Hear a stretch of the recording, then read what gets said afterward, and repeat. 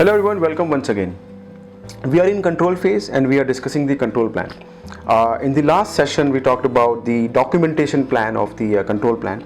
In this part 3 of the control plan session, we'll talk about other elements of the control plan. We'll also look at an actual control plan which was prepared for a process, and that would be all about the control plan.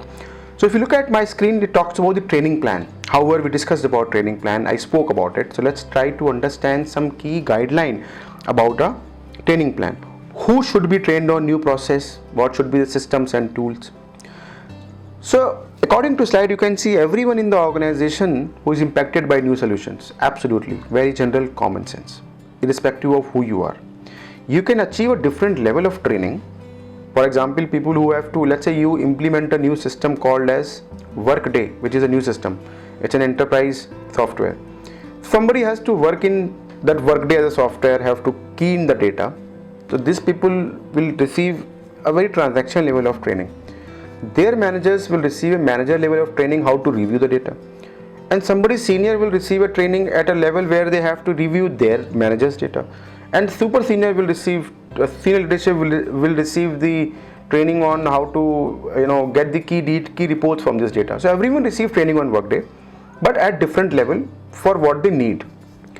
So everyone in the organization will receive some training. So everyone in the organization who gets directly or indirectly impacted by the new processing system should receive training.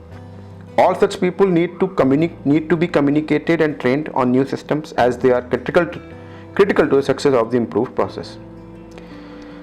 And that is about the solutions. In the control plan part, when we are talking about the training, everyone in the organization who is impacted by the control plan should get the training. The process owners, managers, people who are part of the hypercare part. Hypercare is when solution is implemented, we spend 2 or 3 weeks or 4 weeks with the operation team to stabilize the process, to train them, to help them that this is a new process we have put together. So we work with them. After 4 weeks we get away and they manage the process. So that period is called hypercare. So people who are part of the hypercare part of the project will remain part of the operations team. People who will monitor the progress of the process, report, and might help to improve the process further. So these are the people who should be part of the training plan.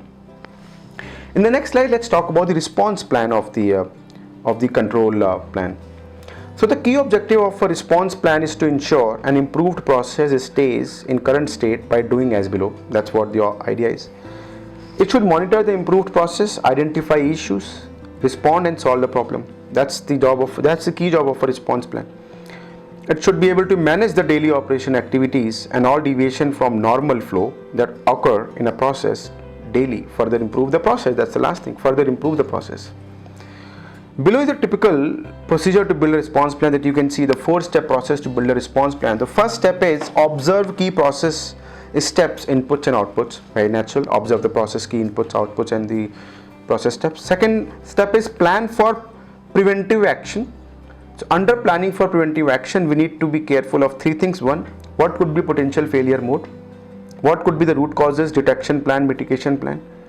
And we need to prepare a follow-up plan and assign responsibility. That's all planned for preventive actions. In the step 3, we need to set alerts that will require or trigger the response mechanism.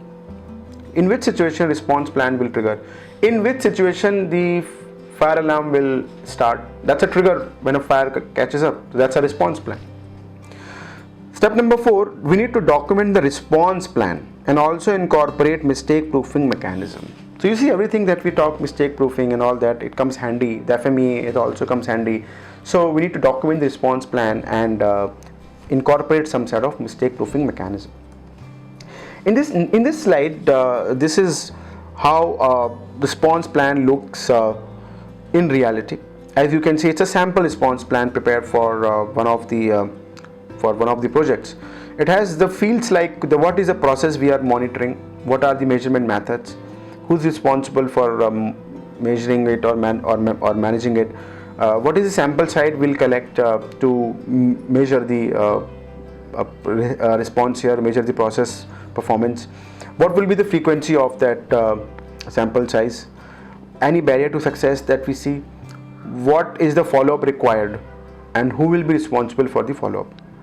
So to start with, it talks about process knowledge assessment. So people who are working on a process, we are assessing their knowledge.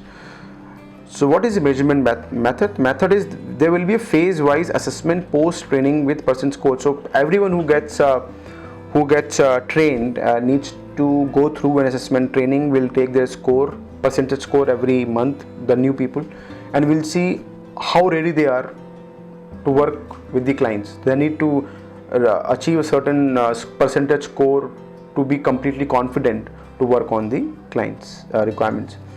There is the responsible is Vicky Prasad, just as a hypothetical name. This person is responsible.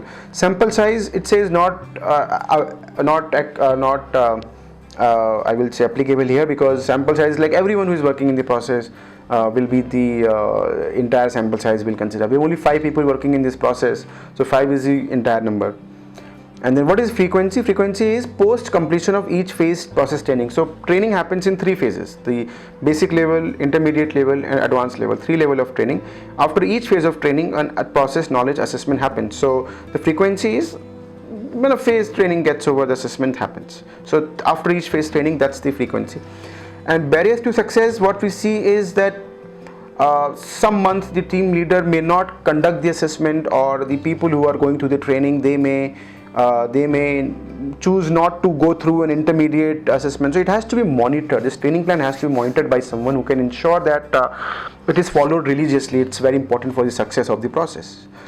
Follow-up will be test scores to be published post-assessment in line of proposed knowledge management service. So every month the test scores need to be published. That's a follow-up, and somebody who is publishing these test scores needs to work with the team leaders to ensure that these tests starts happening. People are taking the test and they are going through the respective assessments.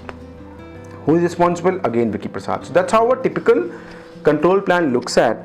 And to summarize what we looked at in the control plan, we looked at 5 elements of control plan, where we talk about we need to align the structures and the systems. We need to prepare a detailed documentation plan that may talk about FMEA, SOPs, processes. We talk about monitoring plan, the KPIs dashboards that we put into the process. Response plan, we just talked about response plan, the 4-step process. Response plan, we need to know when a response plan should trigger, what should be a response, who would be responsible for it, and what do we do if the response plan also fails, what do we do? That's a food for thought. Maybe need to think about it.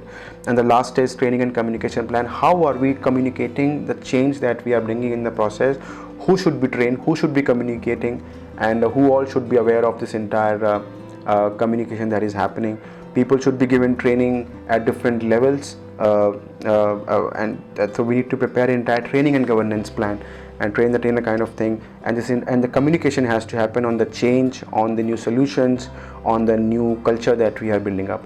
So that's about the control plan of the control phase for the new solutions that we have put together. Ideas to ensure we should be able to sustain the gains of all the changes that we have brought in the process.